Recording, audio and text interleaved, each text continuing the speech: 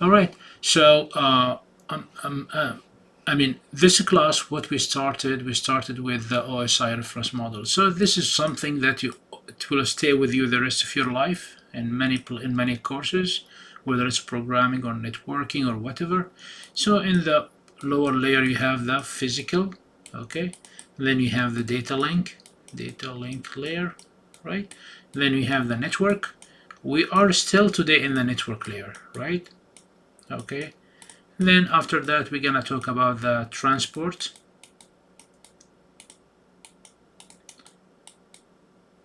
And then the upper layers are basically mostly the application layer, right? All right, so we spoke about the physical, we spoke about the data link, and then we spoke about the network layer and how the datagrams are formed, transferred, how they are received from the upper layers, and then transferred to the lower layer, and vice versa. So this is at the host level, you have 7. At the router level, how many layers we have? 3 Three. only. 3, Three. right? 3, right? So, all right. So we last time we looked at how the IP packet. So example for the network, for example, is the IP protocol, which uses TCP IP. In the transport, we have what? TCP. We'll talk about it next week. Okay, and there is UDP as another example. All right, and there is a bunch of different protocols run on the network layer. So we spoke about the IP. We showed you exactly how it works. We showed you ISMB. We showed you how it exactly works, and also we explained REP, right? Okay, not RIP, I'm sorry, ARP, address resolution protocol. All right. And if you remember what that we said, there's 3 types of addresses. There is a physical address, which is the MAC address. Okay, the MAC address. There is the network address, which is the IP address, and there is a transport address, which is Ports. the ports, right? We'll go to the ports later, but we were talking about the IP address or the IP protocol. So how many version of IP protocols we have? 2. 2. Version 4 and version 6. 6. So version 4 we spoke a lot about. We show you that how the IPs are formed. What is the size of the IP in version 4? 32 bits. 32 bits, right? And we showed you exactly how the classes. So there is either they are classful or classless. Classful, okay, you have a class A and a class B and a class C and so on and so forth, or a classless where we use the slash notation. And then, with these networks, we taught you something called subnetting. You divide the net into subnets, or supernetting, where you join multiple networks together, right? When you talk about a network, okay, network, all right, or internet, what is the first thing comes to your mind? Routers, right? Okay, so you have LAN, all right, LAN, and then you have the WAN, okay, and the bigger picture you have the internet. You agree? The internet, right? So what is LAN? It's a network, okay, where the hosts have the same subnet, okay, they have the same network address, they could communicate. So the data does not go through router when they communicate with each other. If I need to connect a LAN with another LAN, which have different networks, what I have to put in between? A router. A router. The router that connects different networks together, right? So what is internet? Multiple networks. Multiple networks. It's the interconnection, okay, between LANs and WANs spanning the whole globe. LANs and WANs interconnected. How they are interconnected? With routers. With routers. So what is the largest WAN in the world?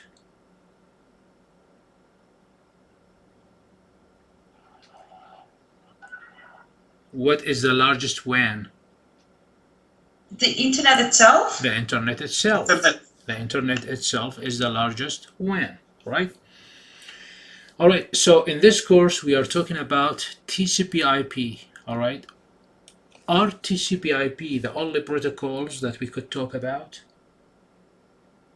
Are these the only protocols used to connect and control the communication? Maybe this one is the popular strategy that we use. Another question, if I put my question in a different way, why TCP/IP? Why is it so famous?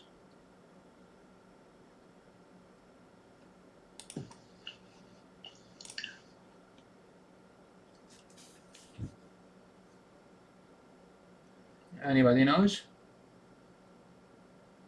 I can't hear anyone. Because it support the communication with different devices without any problem. Okay, that's one answer. Any other answer? Good.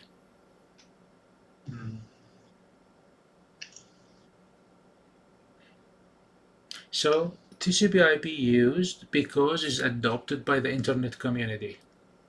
All right. If the internet community decided to use, different protocols, we will be using them now. All right. I mean, you could have much secure protocols, much faster protocols than TCP/IP, and much easier to implement than TCP/IP. Okay, but the problem, if you have them in your network, you are not able to connect to the internet. So what's the point? You could have them for internal communication, but if you need to be part of the internet, you have to have TCP/IP. You agree? All right.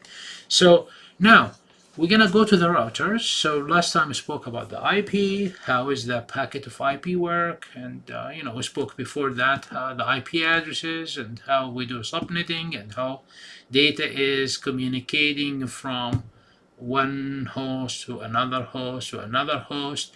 And we said we have to use the physical address. If the sender does not know the physical address of the destination, it has to get it first. How it get it? There is a utility provided, which is ARP, right? ARP, address resolution protocol. All right. So now now in here, router. Let's talk a little bit about the router. What is router? What is router?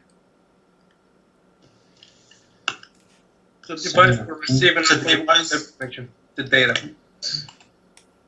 So if you have a network in here and you need to connect them, you have to have a router, right? So they are connecting this network with this network, right? So this is network 1 and network 2, right? And this could have multiple interfaces connect also network 3 as an example. And this router 1 could be connected with router, let's call it 2, all right? Let's call it 2, like this, router 2. And this router 2 could connect with, network 4, all right? And it could be connected with, network 5. And router 2 could be connected with router 3, like this, all right? And this will be connected with other network, and so on and so forth, right? And that's how we built the internet, the largest network in the whole world. All right, so the question, what is the function of the router? Connect between the networks, Sure. or many networks. Sure. Forwarding the data packets. It routes the packages to the correct destination. It keeps a table of what is going where. Very good, very good. So there is table, which is like a map. All right, there is a table, routing table on the router, and the function of this routing table is to route the data. So when the data is sent from network 1, for example, to network 3, all right, okay, all right, and let's put R5 here, okay, R5, this connecting in here and connecting here. So if the data needs to go from network 1 to network 8, for example, in here, Okay, there's multiple routes. It could go through router 1, router 2, router 3, or it could go directly to router 3 and router 5, I'm sorry, to network 2, or to go only through router 1 directly, right? So what is the function of the router? Is to route the packet, the data, to the destination through the fastest route.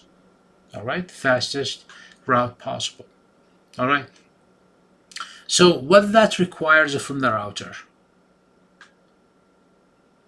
It has to understand how is the network laid out. All right.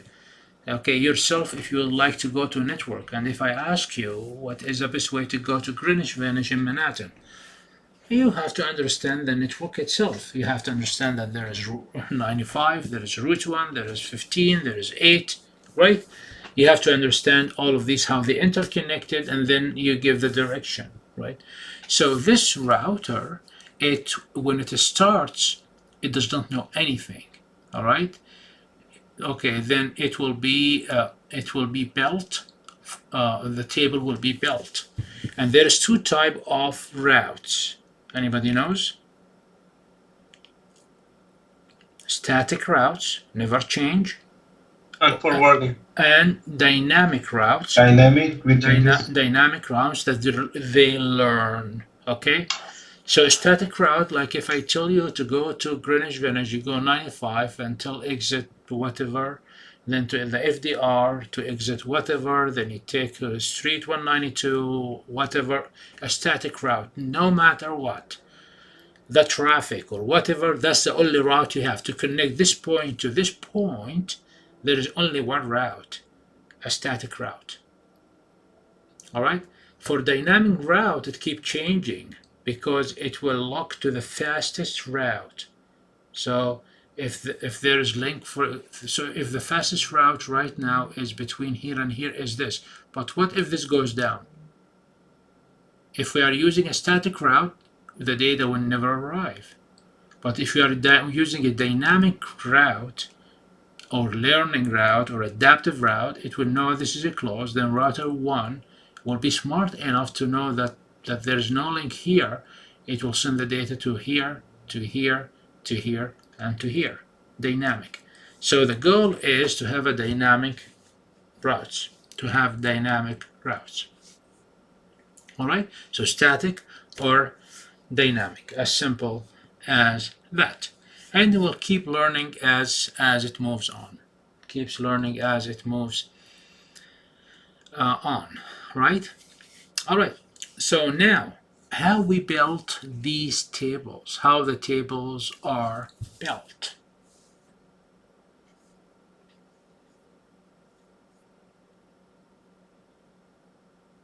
With routing protocols. Okay, these routers run some routing protocols where they manage the collection of data. All right. So there's two words you should not confuse. There is routing protocol and there's routed protocol. Okay, routed protocol. So routing protocol is like those protocols run on the routers to build the tables. Routed protocols means those protocols that allow routing. Like TCP/IP allow routing, but there's protocols like in Windows, old Windows, there is a protocol called NetPeewee. It does not allow routed protocols. All right, so routed and routing protocols. So today we're talking about routing protocols. All right. All right, so that's what we're gonna talk about today. So we're gonna introduce you to the idea of autonomous system that divide the internet into smaller administrative regions. All right, then we'll talk about or discuss the routing and the RIP that is used to implement this idea. RIP is one of the protocols. Okay, RIP, one of the protocols. However, then we'll maybe in a later lecture we'll talk about OSPF, another protocol, and we'll talk about the BGP also in the other lecture. All right. So as an introduction, I already gave you the introduction, but I repeat with you what is in the slides. Just the repetition is always useful. Okay, so internet is a combination of networks connected by routers. We agree? That's what internet, simple definition. So once you have routers, that means WAN. All right, WAN, wide area network. Connection of all the WANs and LANs in the world is the internet. So when the datagram goes from a source to the destination, it will pass through many routers. Okay, maybe 16 routers, maybe more, maybe less. All right, until it reaches the router attached to the destination, and from the final router, it will go where? To the destination. All right, so host, router, router, another router, another router, until it gets to where? To the destination host. So, and that's why we call the router, there's another name for the routers, we call them what? Anybody knows? Store and forward device. Store and forward. So it receives the data, stores it in its memory, all right, until it finds the route, the destination route, and then forwards it. Store forward, store forward, right? Store forward. That's what it does. All right. So we're gonna talk about the cost of or metric, static versus dynamic. So static and dynamic route tables, and the routing protocols. So okay, first of all, okay, how everything's are connected. So we have internet, inter with ER, and intra, RA, domain routing. And so the internet can be large, that one routing protocol cannot handle all of that. So definitely in the internet is not only one routing protocol is running. All right, so one routing protocol is not suitable. It's not that it's not suitable for all the situations. All right. See, exactly like there's multiple cars, there's small car, mid-sized car, large car, trucks, and all of that. So each one of them have a function. One car will not serve all the purposes. The same thing in here in routing protocols. Okay, there is different protocols. So one type of routing protocol, it will not be able to handle the task of updating the routing tables. And that's the major function. Collect data, update the routing tables. And what are routing tables? Are the maps that the router follow. So the router receives data coming from a source. It's gonna go to the destination. What does it do with it? It has to find where to send it. So what does it do? It peeks into the table. Oh, where's the which output I have to send it to? This is going to this network address. Okay, so it will tell you. All right. If it does not have that, what does it do? It will forward it to the default route. There is always default route, and the default route again there it do the same process. The point is, or the goal is, that when you have a packet, it must end to the destination. All right, we have to find a way to the destination. All right. What will happen if, for example, if there is like a disconnect? So the route, the map, it says go router 1, then router 10, then router 15, router 13, and then destination. But it happens that router 13 is disconnected, shut down, broke. Okay, it's not working. All right. So these routing protocols are smart enough to learn how to update and get the different routes to send the data to the destination. All right. So for this reason, internet is divided into autonomous system. Okay. What is autonomous system? The AS is a group of networks and routers under the authority of a single administration. All right. So autonomous system, one administration. Let's say Universal Bridgeport. It has multiple networks, right? Multiple networks, but we call them one AS. Routing inside the autonomous system is called intra. So there's where the word called intra-domain routing, and routing between autonomous system is called between them. external. They called inter domain routing. So we have intra, within, intra, outside. All right, very simple, very clever. So in here, for example, you have the AS, okay, and you have switches, you have routers connected together. There is another AS, a third AS, all right, and you see even this AS, you have like, you know, WAN links. And now we connect these three ASs with external, with inter-system connection. All right. So internally in here, the AS again, three ASs, and we have Ethernet switches connected in here. We have point-to-point one in here, for example. This is point-to-point. All right. This is Ethernet. This is point to point. Okay, this is Ethernet, another technology like Ethernet. All right, and then in here in the solid lines we have the inter-system connection. All right, so this router could within usually within the same institution, the routers run the same protocol, same routing protocol. Remember today what we are talking about? Routing protocol. Today we're talking about what are the protocols running on the routers. All right. It's exactly like when you have a PC. You usually talk what operating system running on the PC. Is it Windows or Mac or Linux? If it's Windows, is it Windows 7, Windows 10? If it's Linux, is it AWS Linux? Is it Red Hat? It's what, right? So in here we're talking about what are the protocols running. Example for routing protocol, RIP. I'm sure you heard about it. OSPF. All right. And for the external one in here, it's the BGP.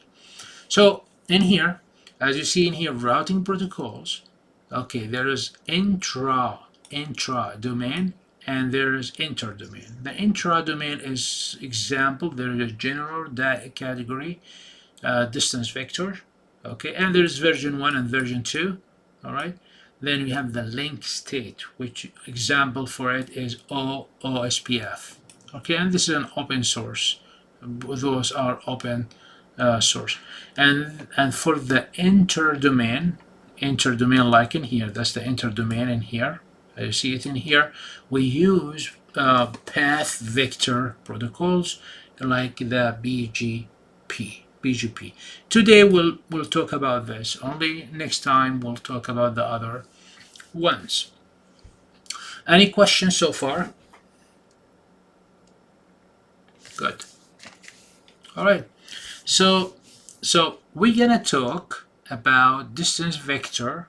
This is like a general category, and there is like protocols that use distance vector. Example is RIP1 and RIP2. Remember, RIP1 is a routing protocol, is an example used, and to be honest with you, it's not the most popular one. RIP1 and 2 is supported by Cisco, most of the switches, most of the routers. Now maybe much common use is the OSPF, but it's still used. Okay, it is still used, and we'll show you how exactly it works, and definitely the logic in here much more easier than here. All right, that's why I don't want to cover them in one lecture. I don't want to confuse you, so I'll try to talk today about this. Then we'll come after you go home and review and study and comprehend what we covered. Then we'll go to the other ones. All right, so let's talk about today about distance vector routing. Distance vector routing. From the title of the protocol, I mean, I think it will give you an idea what we're gonna do, right? You agree? So look, I mean, this is for routing. Good. So now this we understand. So it's a protocol for routing. Vector. You know what's vector? You know vector? It's like vector. You create a vector. Okay, so seems like we gonna create a vector. You agree? Seems like we're gonna create a vector. So vector like what?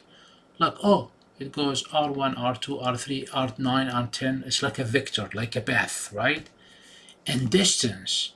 Okay, so it seems that we're gonna use the distance between the networks to know which path, right? All right, so for example, if you want to go to Norwalk from here, from my house, I could use Route 15 and I could use local path. So which one I gonna choose? I think I will need to evaluate the distance between the 2 points and the shortest path I will use, right? So try to just, so it's a routing, we're gonna build a vector, we're gonna use some sort of a distance between the points to put the map. You agree? So internet can be so large that one routing protocol can handle the task of updating and routing tables, as we said, right? So, and that's why we divided an autonomous network. Okay. So routing inside the autonomous system is called intra, as we explained, and outside it's called inter. All right. So the distance vector protocol or algorithm, it uses basic algorithms like map algorithms. Maybe you studied them in your algorithms classes. The Bellman Ford algorithm, where you build the distance vector routing algorithm, and then we'll talk about count to infinity. All right, so let's take a look in here. All right, so you try to build a map. So let's say, for example, A in here would like to send data to B. Okay, how many routes we have in here? We got 2. 2. What are the distance for the 2? So in here 7, and in here 5 plus 4, how much? 9. So which one you think is better route? 7. 7, right? All right. So you know, this is like iffy, right? It's like iffy because what make best route? So let's change this to make it 2. Okay, and make this 3. Okay, so what is the total in here now? 5. So which one is a best route? C. Going through C. So what qualifies best route? All right, it could be the number of hops. If it's the number of hops, then definitely this is the best one because it's 1 hop. It goes right away there. And this, it has 2 hops. Okay, if it's the delay, so what's 7? 7 is what? Is the delay? Is it the throughput? Is it the number of hops? So what qualifies, okay, the distance? What qualifies, that's another topic, but you got the idea. Somehow, whatever the mechanism, we have to build a path, a graph, we call it a graph in here, and this is the network, and this is the link, and we need to know what is the weight of the links, and from the weight of the link you will be able to build the table. So each one of these routes will have a table. So for example, there's a table in here. Okay, all right, so in here the destination network and the next route, the next route. All right, so if in here, if it goes to A, which network has to take? Nothing, it's local, right? Right? Okay, if it needs to go to B, okay, it's connected directly. Okay, either it's gonna use directly or it's gonna use C. In our example here, it's gonna use network C. Next hop is C. If it's okay, then if it's gonna go to C, then it's directly connected. There's no, okay, if it's gonna go to the D, is the next one, and directly, and then the same thing, we build table for this, right? All right, so in here, how many networks we have in this graph? 1, 2, 3, 4, 5. How many links we have? 1, 2, 3, 4, 5, right? All right. Visually, you are able to build the tables, right? There's no problem, all right? But how about if you have like 100,000 of these circles and 1 million of these links? All right. So how are the tables are built? All right. How the tables are built. So there is a protocol that exchange the information. Okay. So again, I mean, in the first class, if you remember when we start talking about DC, DCC, right? If you remember, then what is D for data? Then I ask you, what is data? Data is, okay, data is, like, could be digital, analog, okay? Data, computer. Then I ask you, what is computer, right? We explain what's computer. Then we say, what's communication? So what was our definition for communication?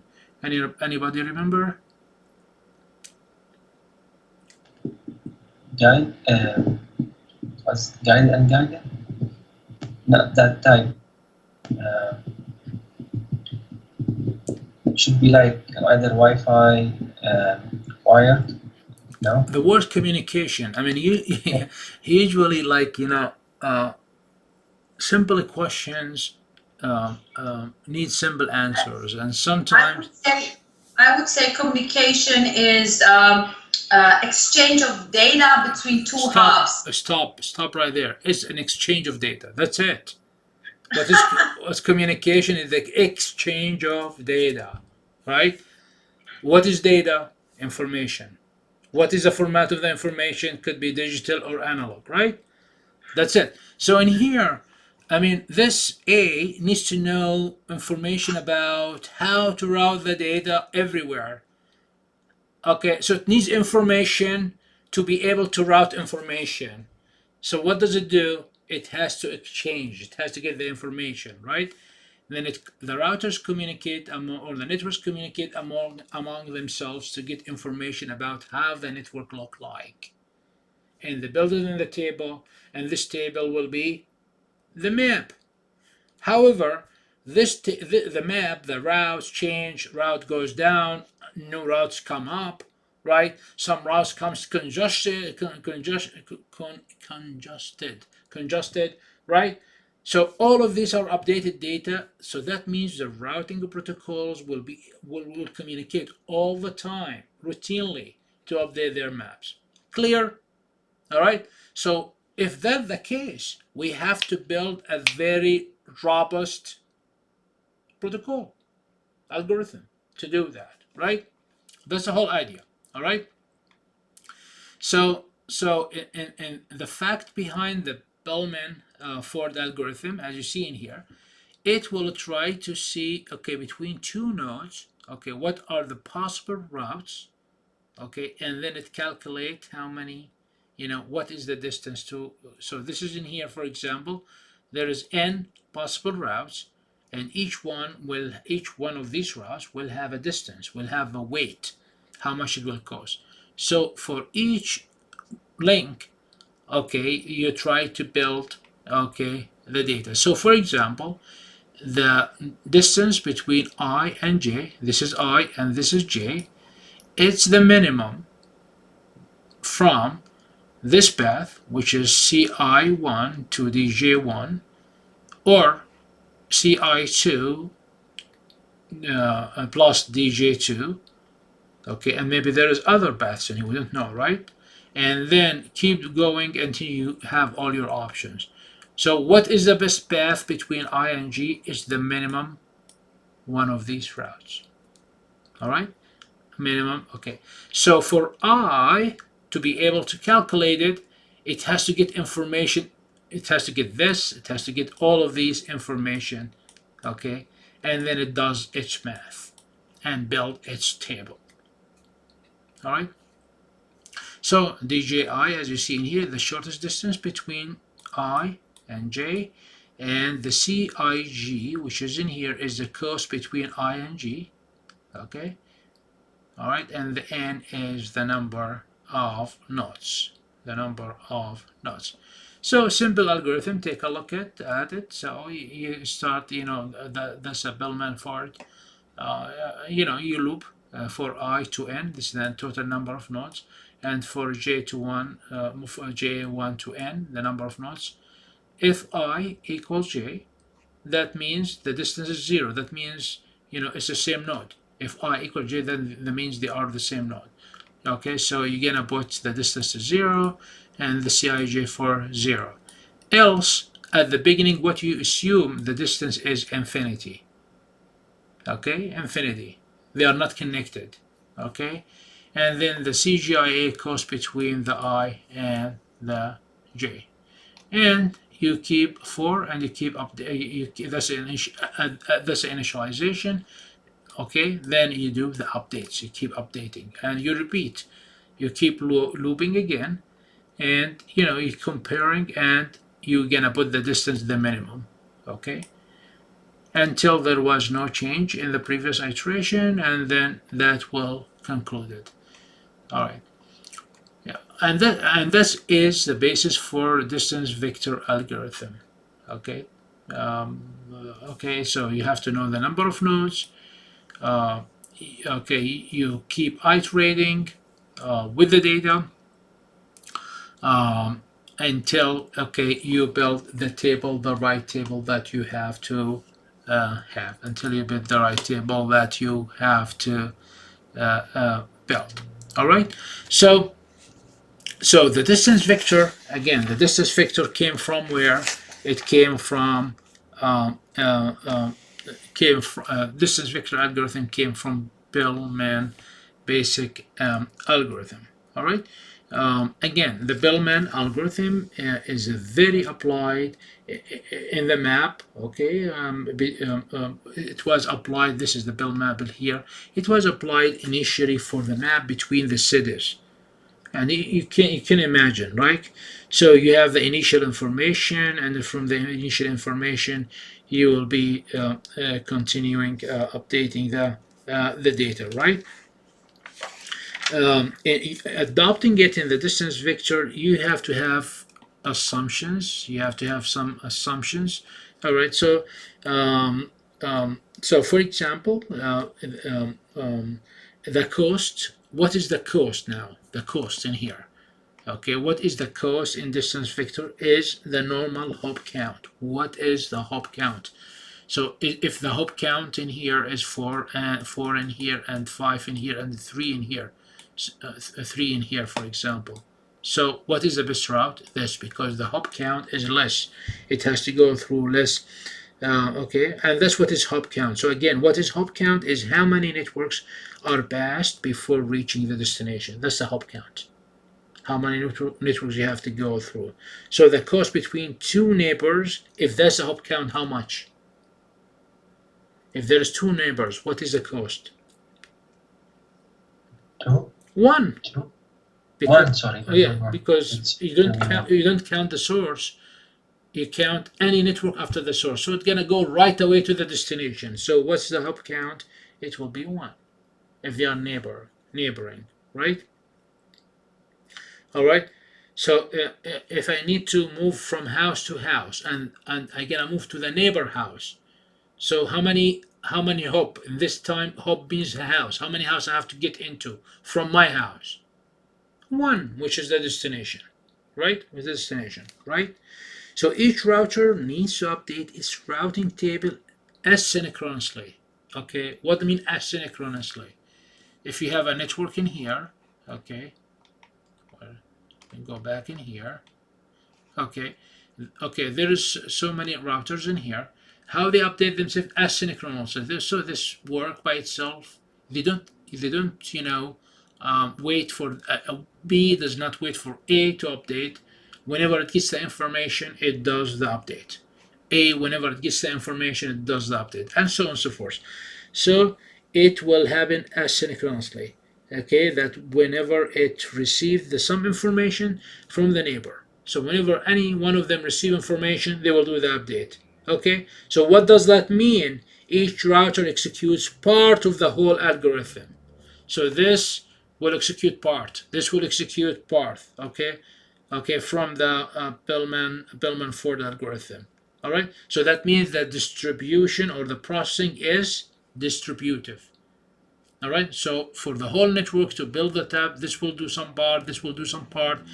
So the work is distributive. It's not a central. It's not a central place that does the calculate and send the information to everyone. No, every one of the nodes will do their part or its part. Clear? Then after the router has updated the routing table, it should send the result. So this is updated, right? All right, it should send the result to its neighbors so that they could update their routing. So this got some information, did update, let D know, let C know, and let B know. Now C received some information. What does it do? Let B know, let C know, and let A know. You see, they keep telling themselves, okay? So each router should keep at least 3 pieces of information for each route. 3 pieces of information. Number one is what is the destination address? Let me go in here. Maybe there's a table in here. Okay.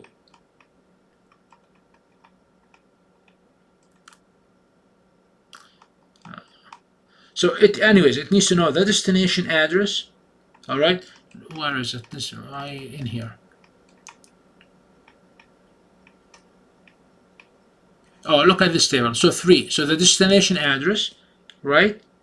There's a destination address, and there's like the cost. The cost. Okay, is it 1 hop, 2 hops to go there? The cost, and the next hop. So what is the destination? What is the cost? And what is the next hop? The table does not have the whole map. Okay, so for example, to go to E in here, okay, it does not need to know that the packet has to go C then E or B and then C and then E. It has only to know what is the next hop. What is the next hop? That's it. And what is the cost? How long? All right. So this is what we call this in here. Table. We call it table. Okay. And any row in here, in this we'll call it table I, so table to a certain destination.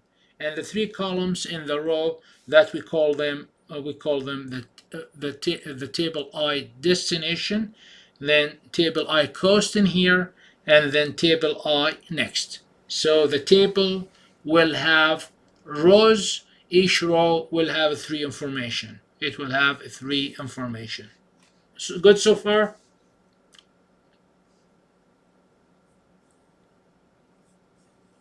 All right. So each okay. So each information received, each information about each route received from the neighbor, from any of the neighbor, we call it record. We call it a record. Okay. Okay. So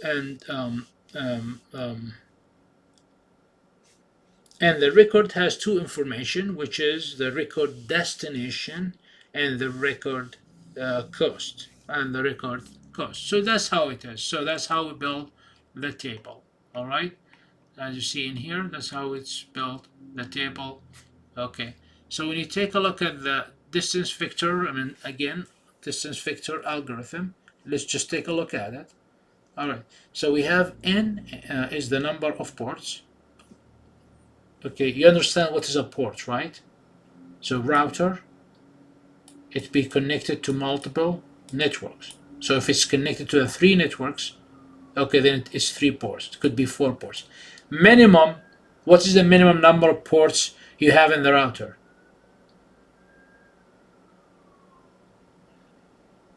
What is the minimum? Anybody knows? At least 2. 2? At least 2, because at least you need to connect 2 networks, right? Yeah. Yes. Okay, at least 2. It could be 4, it could be 8, it could be more, right? These are the ports. So n is the number of the ports. All right. So each port, it will. So this is the table. This is the table in here. Okay. This is the table. Okay. All right. and you know, I mean, usually it comes from one certain port, right? The data comes from certain port and will go out from another port, right? Right. This is network 1, for example, and network 2, for example, right? So the table, okay, the table like line I, so it will have 3 fields, right? So I, so this is, for example, in here, with this is in here, we'll have the destination D, and this will have the coast, and this will have the next hop, 3, right? All right, DI, okay, the next hop. So how you set it up, the destination, okay, it will be the address of the attached network. Okay, what is the address of the attached network? And initially, what is the cost? It will be 1. We assume it's a neighbor. Okay, all right. And what is the next? Nothing. I mean, you put nothing, that means it's home. All right, and that's initial. So each line will be initiated like this. What is the address? The cost is 1. You assume it's a neighbor. And then what is the next? Nothing, because it's gonna go through. Okay, so send a record R about each row to the neighbor. That's initial, so at the startup. All right, then you do update. You keep doing updating for the data. So wait for arrival. How you do update? Yourself, if you need to know some news, how you get updated? When you receive a news, right? How the router get updated? When it receives a news. So it has always to wait for a news, for updates from, where is the news come to the router from? Option, let me give you options. A, from CNN. B, Fox News. C, from the neighbors. Neighbors. You know, the routers don't watch TV, right? Okay, so they come from the neighbors, right? So we receive the data from the updates from the neighbors. Okay, wait for the arrival of the record R from the neighbor. Okay, then you call a procedure R and T. What's R is the record, okay, and T is the time. Okay, and then you loop. Okay, N is the current table size. Then you loop and send the record R after you do the update. Now you did the update. You received the update from the neighbors. You updated your table. What you should do?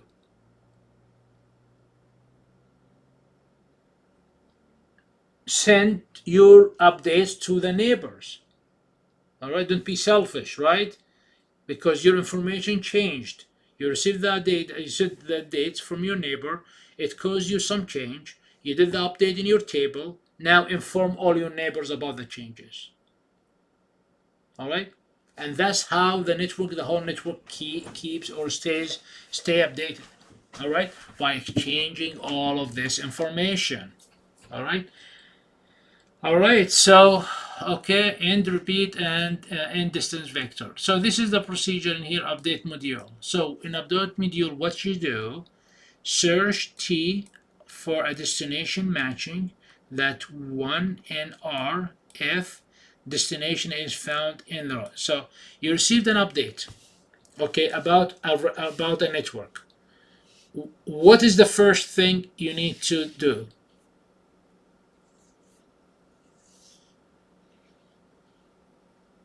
Check your table if that network is in your table, right? All right. Okay, you have a table about the birthday of your friends. All right, and somebody send you update about the birthday about one of the friends. What is the first thing you do?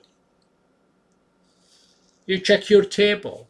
Is the data is correct or not? So if the birthday is wrong, what are you gonna do? Update it with the updated birthday, right? What if there's no record for that friend in your table? What do you do? Write it. Add it, exactly. You add it there, right? The same thing in here. Okay, a router got information about a route. Check if it's in the table. If it's in the table, check if the path update is needed or not. In that case, also, if it's not there, what you have to do? Add it there. All right, so search the table for the destination matching the 1 in R. If destination is found in one row, what are you gonna do? So if the record cost plus 1 is less than the table cost, all right, or the record next equals to the table next, okay, what are you gonna do? Okay, replace it, because that means they are giving you a better route, a faster route, a shorter distance. Update it. Otherwise, don't touch it. Keep the record that you have. Okay.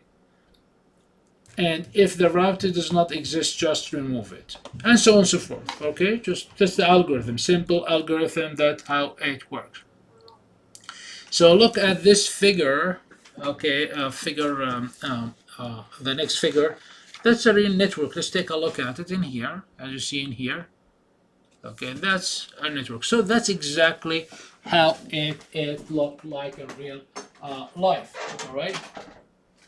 So in here, let me ask you, okay, in this network, okay, how many networks we have?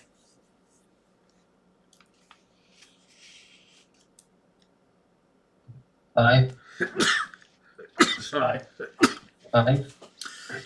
Yeah, it seems like we have more than 5. So Seven. Seven, right? There's 7 network. Network 1, network 2, network 3, network 4, 5, network 6 in here and 7 connecting there. So how many routers we have in this figure? 5. 5. And each router will have what? Network. It has a Routing tables. table. Okay, table, and you might see the table above each or below each router there. All right. So each table has how many columns? Supposedly 3. 3. What are the 3? Destination, next hop, and cost. Exactly. Do you see it in the tables there?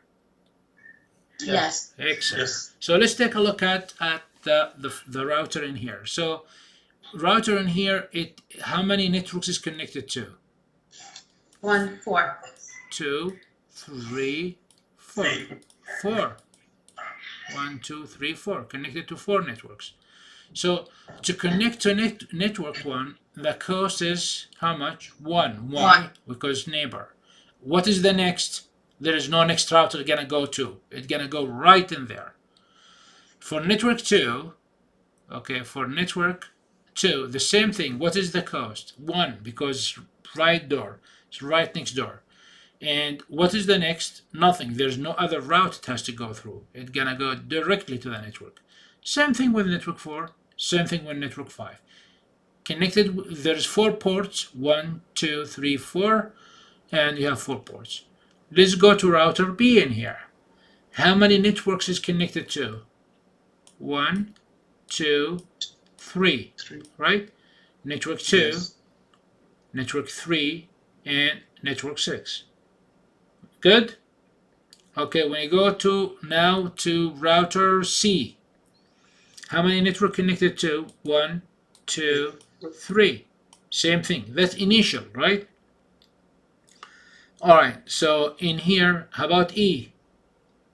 One network. E, one network. Okay. 2. Okay, because this is like external. Okay. And we are talking about the AS, connecting with the AS, right? Within AS. So this will have different protocol to connect outside. All right. All right. So and the same thing with D, right? So that's how it is. So in this example, as you see in here,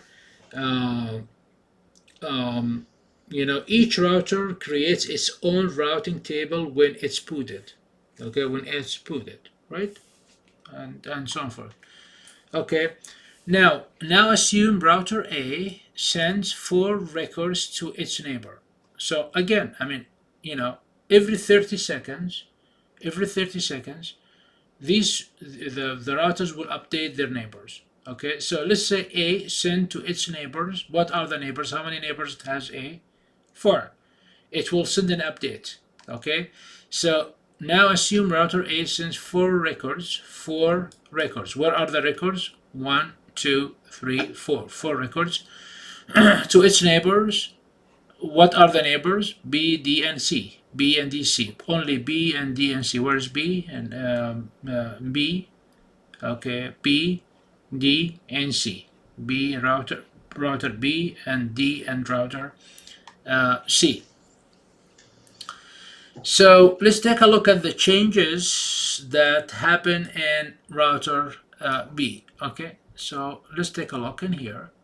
Okay, so again, let me repeat what we're doing. So A will send it to B, A will send update to D, A will send updates to C. All right, so it will send the first record. It will be net1 1, and you're gonna go to the B. Okay, so B received information, okay, about network 1.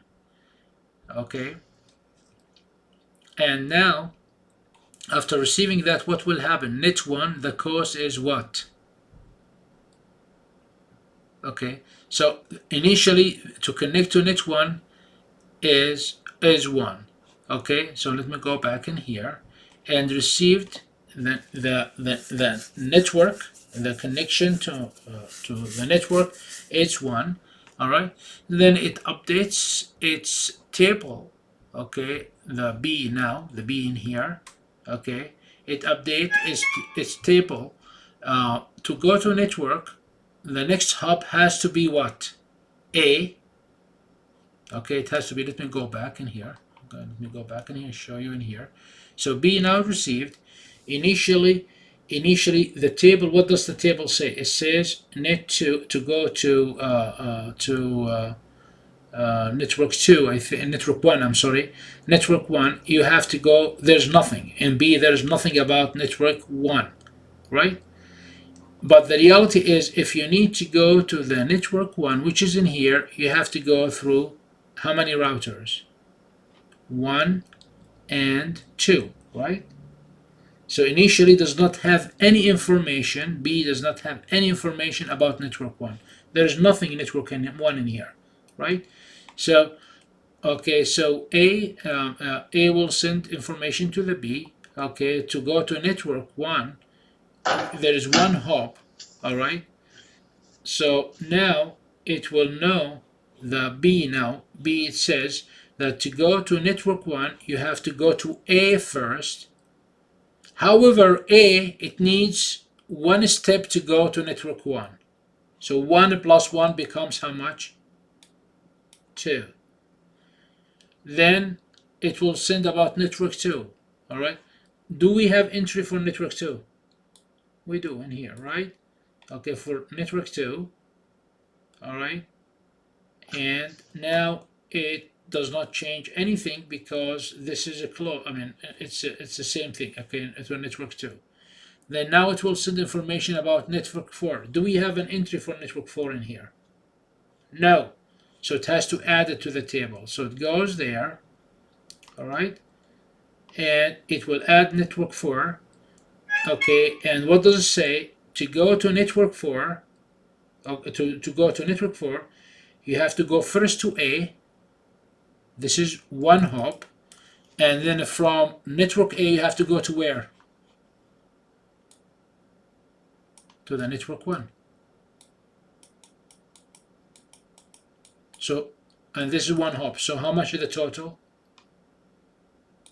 2.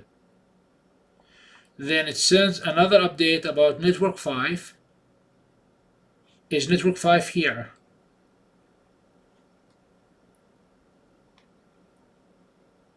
Actually, this is okay. Network 5 is not there, so it will go added the same thing and will be the distance 2. All right. So as you see, when A shared its data with B, this how it was initial table, the initial, and that was the final table. All right, that was the final table. And again, remember that the table only has to have the destination network, the coast, and only the first hop. Only the first hop to go toward that destination. And that's what we see. All right.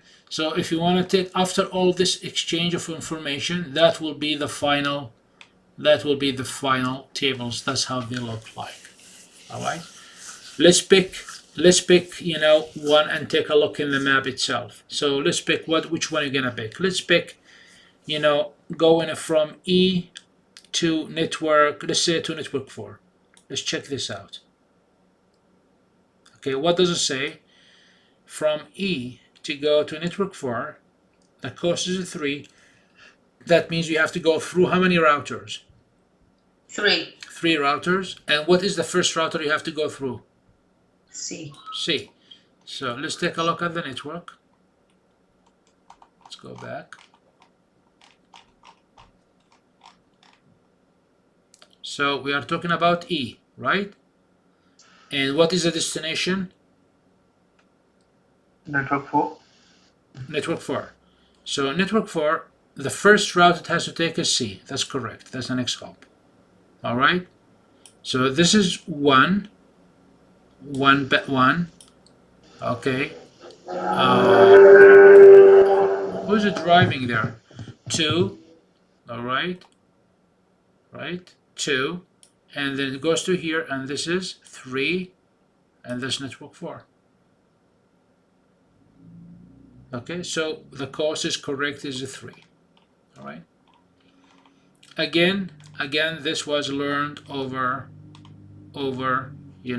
communication of the data. Right? You agree? All right.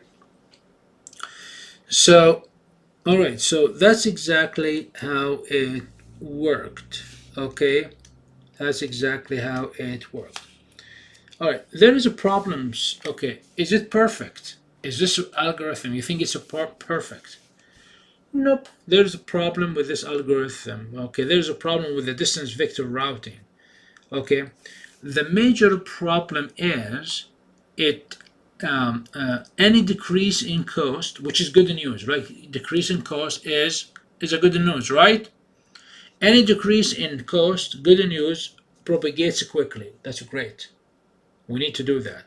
However, any increase in the cost, which is bad news, okay, it propagates slowly. All right, it takes a lot of time to propagate the bad news. So if there is a router disconnected, that's a bad news. That means the link is disconnected. It's gonna take very long time, okay, to propagate. All right. And that's what they call it, like count to infinity problem, the count to infinity problem. So let's take a look at the count to infinity problem. Okay, let's take a look in here, what will happen. So initial in here before the failure, as you see in here, the route to X1 is a neighbor. Okay, the route to the X from this router B is 2. You're gonna go 1, 2, and what is the next hop? Is A. Right? Now what will happen? This link is gone. So is there a link between X and A? Nope, there's no link. That's why it's now infinity. All right, that's why infinity. All right, in here it kept as it is, right? So in here there's a link, this mistake. Okay, there's a link. Now, after A receives update from B, A, which is in here, receives update from B. All right. Okay. All right. So because there's no direct link anymore, okay, and the link between A and the X is 2, and this received an update, so it will add 1 to it, right? It will add 1 to it. It became 3. It became 3, right? So after A receives update from B. Now after B, this is after A, which is in here, receives from B. Okay, that's what will happen. Now after B receives update from B, okay, so it's received. Now B, there's no link between B and X. And B receives it from A. Oh, and then B thinks, oh, there's no direct link between me and X, But since I received an update from A, that means there is a route between A and X. So what does it do? It will add 1. Okay, add 1. So after B, in here B receives an update from A, it will add 1. Okay, and keep going until one time this will go up. This will go up. This will keep going up. They're gonna go up. And then they come to a maximum. We set up the network to 16, for example, and that's equals to infinity. When it goes to 16 and 16 in here, for example, that means infinity, then both will know that there's no link with X. So what we are trying to say, the bad news that the link is out, as you see it in here, it took like 16 iterations until A and B knew that there is no link with X. And that's a problem. Okay?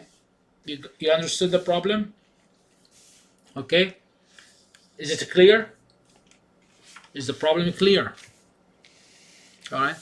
So how to solve this problem? So again, in here, in the bad news, it's gonna take multiple iterations, looping until, because like B thinks that A has a link to X, and A thinks B has a link to X. So both think until this becomes infinity and infinity, then both they know that there is no link to X. So how to solve this problem? Okay. And this is another problem, but before that, how we solve this problem in here? Okay, through few things. The first thing, what we have to do, we have to define what's infinity. Okay. Okay, so we could define the infinity. Okay, what is the infinity? What is the maximum number of networks that you could link to? All right. So you could make a 16, for example. All right. For our previous example, we could make a 16. Right, and keeps updating until reach 16. 16 means infinity. That means there's no link. So the most implementation of distance vector protocol defines 16 as the infinity. 16 networks. All right. What's the problem with defining as 16? All right. That means the size of the network cannot exceed 15 hops. All right. Cannot exceed 15 hops. So that's put you in a limitation that the maximum. Okay, if you make it 32, that's fine. If you make it 100, there's no problem, but it will be a very slow process to discover, and that means lots of packets will be lost for no good reason. The other thing you have to have is split horizon. Okay. What is a split horizon, or what is the split horizon strategy? It's instead of flooding the table through each interface, and now you understand what is the interface, right? You have the router has multiple interface. So instead of doing that, each node sends only part of the table, not all the table, okay, through each interface. Part of the table through each interface. So according to the table, the node B thinks that the optimal route to reach X is via A. B thinks it could reach to X via A, okay, and it does not need to advertise this piece of information. There is no need to advertise it. Does not advise it to A, and the information has come from A. Already knows that. It's already know that. And vice versa. So you don't have to advertise all the table, table like what you have in the table. The third, after that, so we first of all we define the infinity, 16 for example. Then we split horizon. So instead all the data, okay. So this is like all the table, all the table, all the table, all the table advertised. Okay, outside advertised like outside. No, we'll put part in here, part here, 1, part 2 in here, okay, part 3 in here, and part 4 in here. We divide the announcement. It goes through different routes. The third thing, we split the horizon and Poisson reverse. So what is that? the distance vector protocol use timer. We're gonna have a timer, and if there's no news about the route, there's no news about the route, so A is not getting any news about the route. Okay, the node deletes the route from the table. Okay, we'll have that table. Okay, so 3 solutions for that. There is another problem which is like the similar problem, which is like the three node instability. So this in here, you have route A, route C, route B. So what does it say? Now you are able to read it. Okay, so to go to X, you have 2 hops, and you have to go first to A. And here it says, okay, if you need to go to X, you have 2 hops, and you have to go through A first. In router A in here, if you need to go to X, it's a neighbor, that's why we have 1 in here, and it's a neighbor, there is no other router it has to go through. Alright? So what will happen if there is a failure? You see there's a failure in here, there is no links. There's no link between A and X. So every route has to go through A, and A now is disconnected.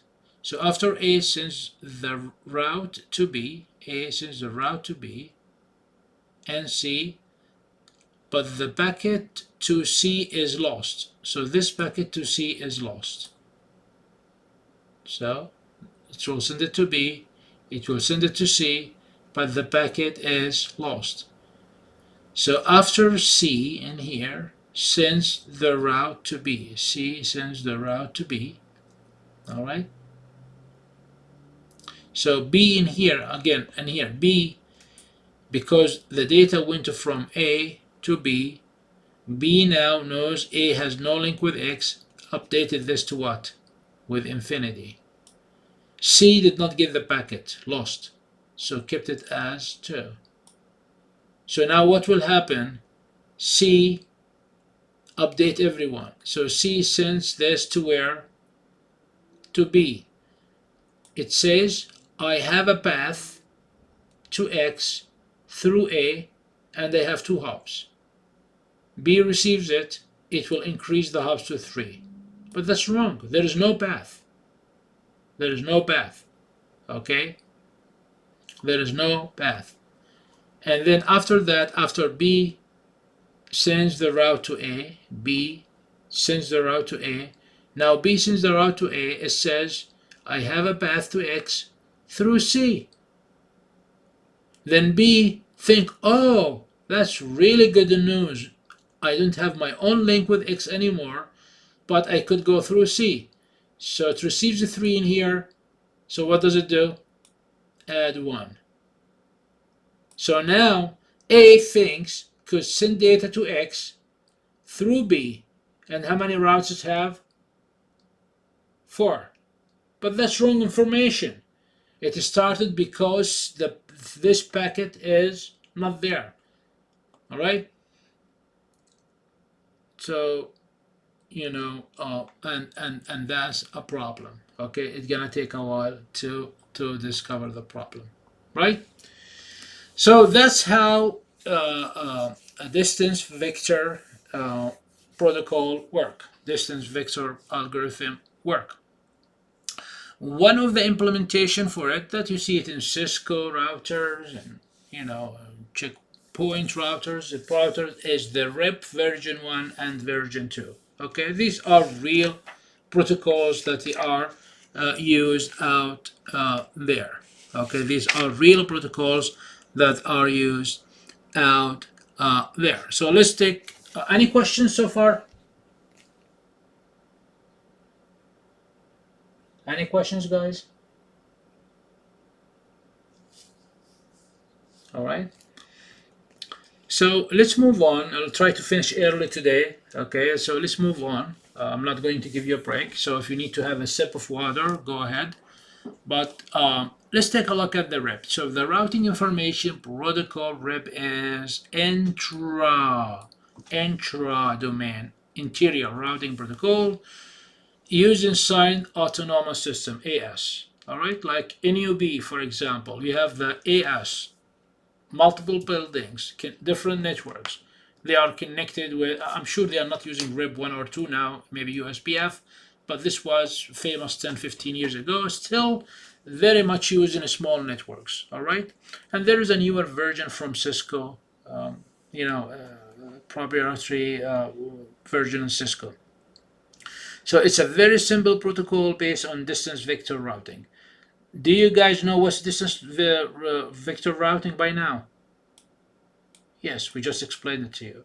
Okay, so RIP implements distance vector routing directly with some considerations. Let's take a look and see how it works. All right. All right, so let's take a look at the RIP message format, the request and response, timers and RIP version 2, the encapsulation. So let's take a look at all of these things, and and we'll okay. So this is an example of a domain using RIP. All right, so let's take a look at this domain. I mean, very interesting domain as you see in here. Okay, so in here, how many networks we have? 7. 7 networks. And how many routers we have? 4. 4. How many tables we have? 4. 4 tables. That's great. 4 tables. So let's take a look how this. So we already learned this, by the way. I mean, last time, how the network. So in here, let's take a look at this network. So this network and this network. Okay, it's what class is it? 130.1 B. Okay, so that's why it's 130.10.00. That's a class what? B, as in boy. How about this? 130.11.0. It's a class B, as in boy. You know it from the 16, right? All right. So you have a class B network. Okay. All right. And as we said, the router will have an IP address from this network and IP address from this network. So the IP address in here 130.10.02. The IP address 130 from this network. 130.110.11. I'm sorry, 02. All right.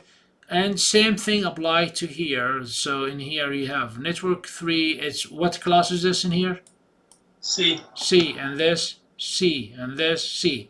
So 195.24, okay, 195.25, 195.26, 3 networks to the left, and we have 2 networks to the right. What are the classes in here? Again, C, okay, 205.550 and 205.5.6.0. That's the network in here. All right. So let's take a look at the table R1. Table R1. So how many columns in each table we should have? 3. 3. What are they? Destination, the host, and the next hop. Okay, excellent. So now how we represent the destination? By the network. IP address.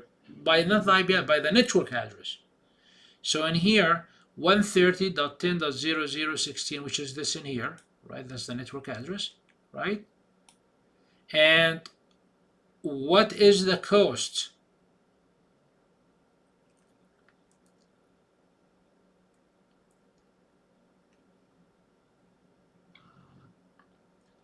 One, right? Any neighbor is 1. So this is the neighbor to it, right? 1. And what is the next hop? Nothing, because you jump into it, right? Okay, let's take a look at 130.11.00. Where is that? This in here. So what is the destination? What is the cost? 0. What is the next hop? Nothing, because you jump into it, right? Then we go to the 4 in here. That's the 4 network. So how many? What is the cost? 2. You go from here to there. 2.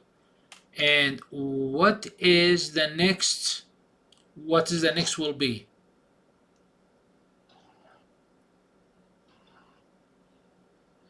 This one, the address in here. What is the address in here? 130.10.0.1, right? So you're gonna go from here to here. That's the next hop. That's the next.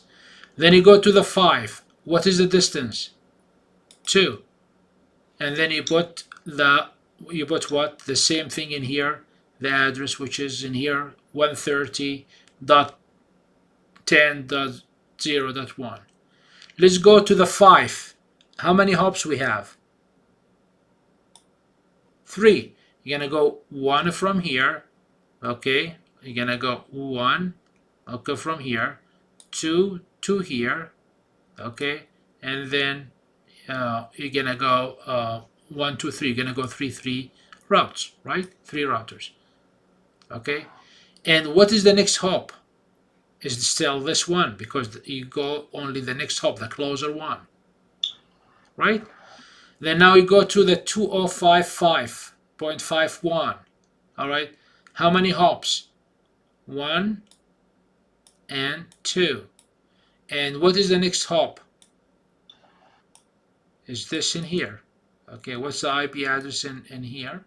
Okay. You put it there. Okay. Then, which is 130.11.01, right? Then to this one, again the same thing, the 2 and the distance, and then the IP address. All right. So this is for the table 1. Okay, R1 for table 1. Then you have it for R2. You build it and take a look at it for R2, R3. So in the exam, if I give you a network like this, and I ask you to build the table, will you be able to do it? Easily. Okay, easily. All right. And by the way, that's if you take like a CCNA or Cisco, and I mean that's what you'll be doing all the day. Okay, you building like checking the routes and all of that. Okay, so again, what are the routers? Are store and forward devices. What is their job? Okay, to communicate the data. Okay, you find the port to send the data out. How they do that? By checking with the table, and this routing running the protocols on the tables, and these protocols on the tables are building the tables for you. All right, and they keep updating. So let's say that this one got disconnected. It's not the end of the world. The whole thing will be rebuilt, and they will keep exchanging information until the whole network is built. All right. So the key point in here, how they get updates, by using the RIP message, exchange information. All right. And that's the RIP message format. So it will have okay, that's the format. And we have learned that. So nowadays, and when you see any packet, anything, it should be easy for us to understand. Okay, just you have to understand what does it mean. So you have the first thing is 8 bits. The command specifies the type of the message. What are the 2 types of the message? Either request, Reply, or response, which is response. They call it response, right? So if it's 1, this request. So the router, if it boots up right now, it was powered off, how much information it has? 0. So what does start? Set request. Please, neighbors, I'm up. Send me information, please. I need information. Okay, request. And then response. Response. Okay, for the data. Then you have the version. How many versions we have? 1 or 2. So okay. So so far we've spoken about version 1. We'll talk a little bit about version 2 in a second. And then this is reserved, not used. Then we have the family, which is 16 bits field. This defines the family of protocols. All right. So what are the family protocols? It could be TCP/IP. It could be many other protocols. So if it's TCP/IP, this will be 2, which is mean family of TCP/IP. And then the rest, it will have the network, all zeros. Okay, network address. So the address fields defines the addresses of the destination network. So RIP has allocated 14 bytes, all right, for the network address, all right. So let me ask you, ask a question. If we are using IP address, how many bytes we need? 32. How many? How many bytes? 32 bytes. Oh, the byte is 4. 4. So, okay, this will be 4 because we're using IP is 4, okay? But this all zeros, okay? All zeros. Remember we said how many allocated for the network address? 14. Remember rep is not only for TCP/IP, for other protocols. Remember TCP/IP is only one of the protocols. So it's gonna use 4 and put the rest of, okay, and then in here the distance. Okay, then you have the distance, which is a 32-bit field, and this is the hop count. That right? That's what you're trying to send. I mean, you send a message to your neighbor. You tell, I have access to this network, and the distance is 5, for example. Right? That's what you do. Right? That's what the message will be done. Right? Okay, so, and this, then after this will be repeated. So, like the table has multiple entries, so this will be repeated, one more, okay? So, for example, in this table, how many ones we have? 1, 2, 3, 4, 5, 6, 7. So, if this R1 sends it to the neighbor, so it will have how many of these? 7. 7 for each one, all right? All right, so this is request for some information, and this is request for all information. Okay, request for all information, and okay, so request, and you have the response. Okay, take a look in here. So this is the table. Okay, let's say this is one of the tables, and try to send it. So as we said, these are repeats, right? So this will be for the first, then the second repeat, the third repeat, and so on and so forth.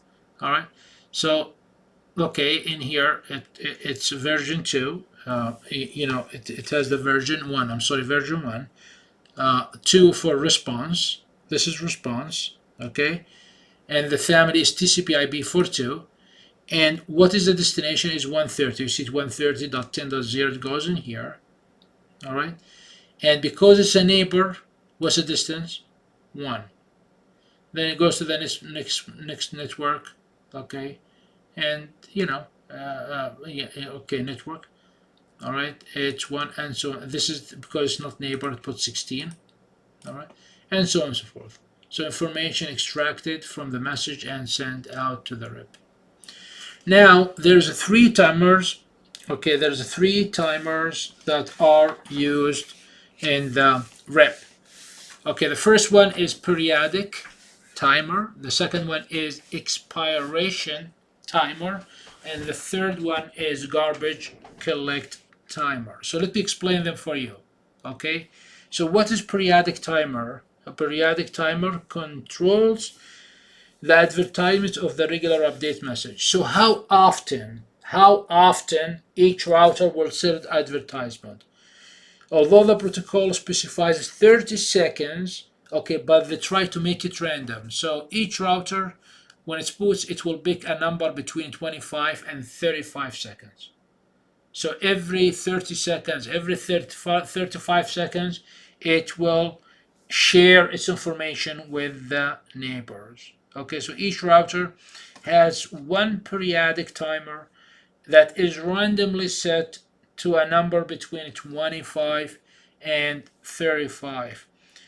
It counts down. When 0 is reached, all right, the update message is sent to the neighbors, and the timer is randomly set once again. That's what will happen. So every 25 seconds we'll share. So what is this timer? Is periodic timer. So let's take a look at the expiration timer, which governs the validity of a route. Okay, remember the table have multiple routes. So when the router receives update information for the route, the expiration timer is set for 180 seconds for that particular route. So if it does not get updates within 180 seconds, okay, So if it gets updated within the 180 seconds, then the timer will reset. All right. And that's not a problem because we're supposed to get every 35 seconds at most. But what if there is a disconnect? What if the so let's say you received at second 170. That's fine. You update and this will reset to 180 again. But what if it's 181 now? I did not receive the update. So you're gonna go and delete the entry. You did not receive an update, so it must be something wrong. Okay, so the route is considered expired, and the hop count of the route is set to 16. The hop count will set to 16, which means the destination is unreachable. If 16 is the infinity, then it's unreachable. Okay. Then after that, garbage collection. It's 120 seconds. Garbage collection. So remember that if like a line in here, a line in the table, we did not receive an update within 180 seconds. Now it's like infinity. It's like infinity. It needs to be removed from the table. Does the removal happen right away? No. When the information about the route becomes invalid, the router does not immediately purge that route from the table. It does not. Okay? And instead, it continues to advertise the route with a metric 16. It needs to inform everybody that this route is not there. Okay? And then after that, it calls the garbage collection timer in set to 116 minutes. All right? And that's what will happen. All right? So 3 timers, periodic, 35 seconds, expiration. Okay? So periodic is how often the router will send its information. Expiration, if a line in the table does not receive update within 180 seconds, then it's considered expired. But we don't remove it from the table right away. We'll go to here, we'll wait for the 120 seconds to do the garbage collection. All right? Question here. It says a routing table has 20 entries. Table, okay, like this. It has 20 entries, 1 to 20. Okay, this is the destination, the coast, the next, right? It does not receive information about 5 routes. So out of the 20, there is 5 routes. 1, 2, 3, 4, 5. It does not receive for 200 seconds. Remember the expiration date is how much? 180. That means these 5 records need to be removed after 120 seconds. How many timers are running at the same time? Very simple. The 20 timers are listed below. The periodic timer is 1. So there is a timer for the whole table when it sends the update. Expiration timers, 20 minus 5, okay, is 15. And the garbage collection, because this already expired, we don't set up timer for them. Just we put timer for them when they get expired, which is 120. So this is like 35 seconds. This is 180 seconds usually. And this is like 120 seconds. Now there is a version 2 rep. Okay, same thing. And so so it has the command, the version reserve, the family route. It has the network address and the subnet mask and next hop address and the distance. So what are the difference? Okay, what is the difference? Okay,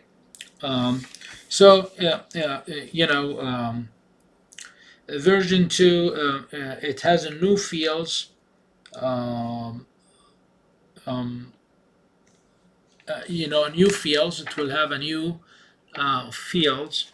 What are the new fields? It has the router tag, which is the field that informs, which carries information such as autonomous system number. And then it has a subnet mask. Okay, this is a route tag. Then the subnet mask, which is in here, okay, which is a 4-byte field that carries the subnet mask or prefix. This means that RUP2 supports a classless addressing and CIDR. So the other one supports only the class 4. Here it supports classless. So you could have the slash notation. And then you have the next hop address. This field shows the address of the next hop.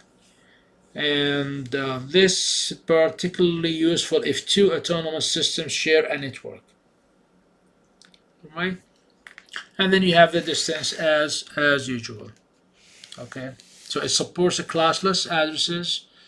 It supports authentication as well. Okay, so if you look at the family in here, if it's 0xFFF, okay, and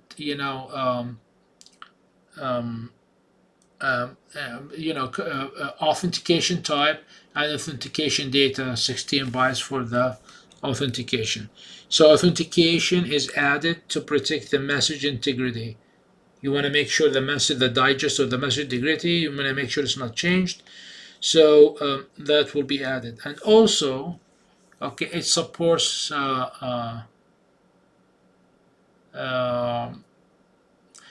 RIP uses the surfaces of UDP when known port 520. All right, and in the 5, that's for the. Also, it supports multi casting. So again, today what we have covered, okay,